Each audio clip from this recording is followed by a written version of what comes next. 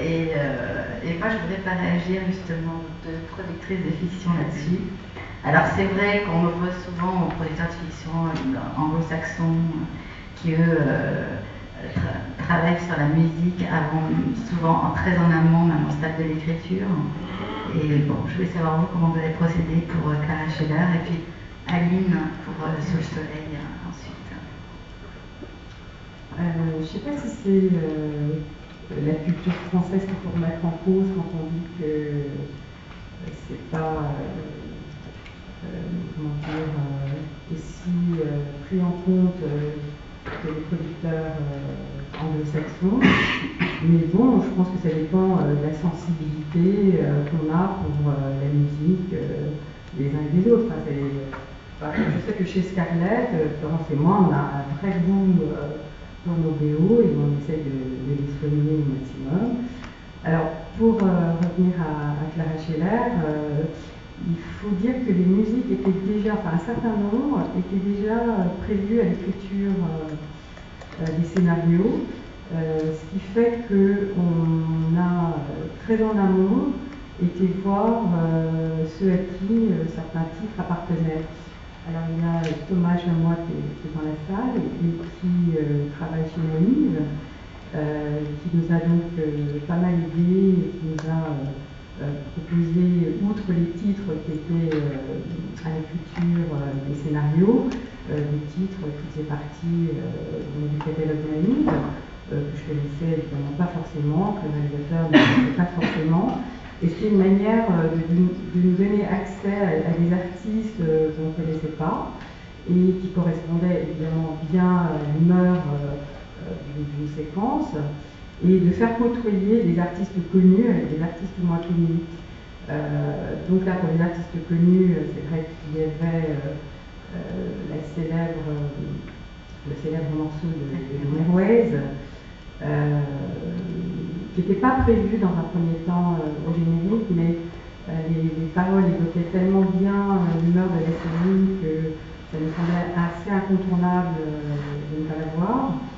Et on s'est rendu compte qu'elle imprimait quelque chose d'identitaire à la série, donc c'est pour ça que l'on va la faire venir sur un certain nombre de séquences.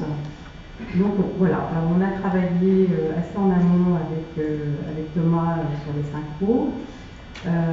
Parallèlement, on a travaillé avec un compositeur, un jeune compositeur, d'ailleurs recommandé aussi par Thomas et moi parce qu'on ne le connaissait pas, Christophe Chassol pour ne pas le nommer, qui a été rejoint après dans un deuxième temps par Grégoire Exel. Et nous avons également travaillé avec un autre producteur indépendant, Clément Souchier, d'un petit label indépendant qui s'appelle Criminal.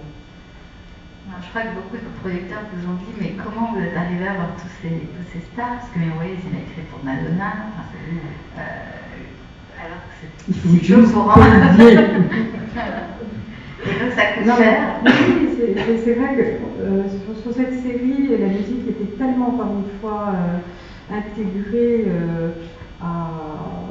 au scénario, à l'esprit même, je veux dire, de la série, qu'on ne pouvait pas faire l'impasse sur la musique où on en sacrifiait vraiment une des potentialités de la série. La série, elle a existé grâce au scénario, grâce à ce que ça racontait, grâce à une certaine audace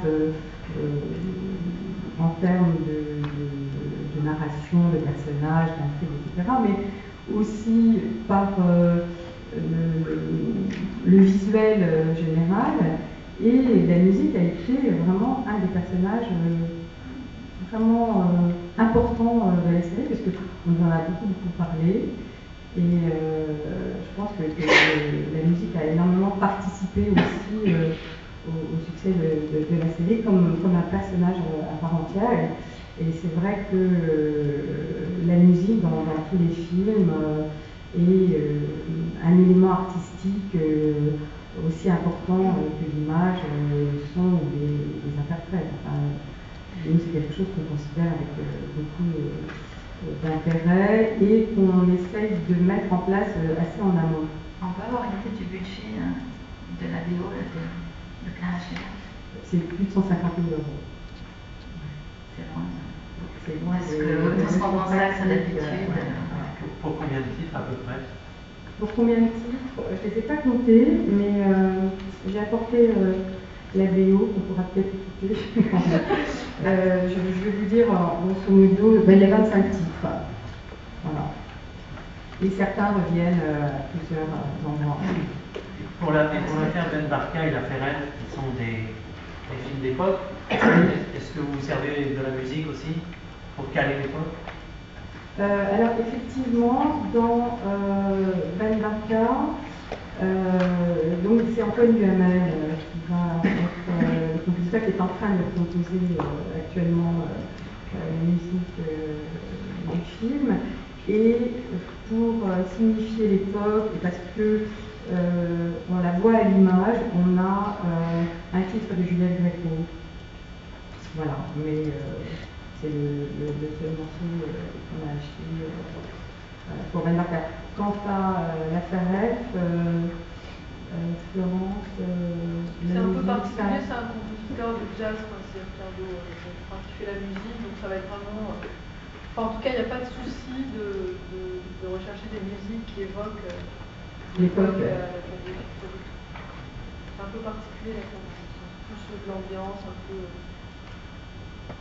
C'est en cours, donc je ne peux pas encore rien écouter.